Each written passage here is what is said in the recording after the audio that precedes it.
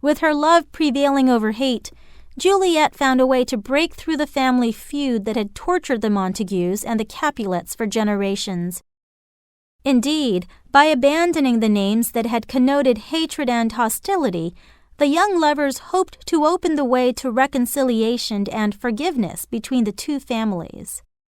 Romeo and Juliet is one of the most famous tragedies by William Shakespeare. It tells the story of the great love between a young couple whose families have long feuded with each other.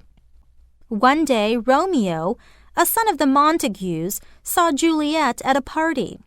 Immediately, he fell madly in love with her. However, when Romeo learned that Juliet was a Capulet and therefore his enemy, he wished that he had not learned this. That same night, after he left the party, Romeo, who was deeply troubled, crept into the Capulet's garden. In the dark, he stood underneath Juliet's bedroom window. Happy to be close to Juliet, Romeo felt his heart leaping when someone appeared on the balcony. It was Juliet. As she spoke of her love for him, Romeo listened with all his heart. "Oh, Romeo, Romeo, why are you Romeo? Deny your father and refuse your name.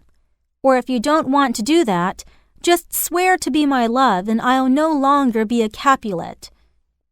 "Shall I hear more, or shall I speak now?" "Only your name is my enemy. You'd still be yourself if you were not a Montague. What's Montague? It is not hand nor foot, nor arm nor face, nor any other part of a man. Oh, call yourself by some other name. What's in a name? What we call a rose by any other word would smell as sweet.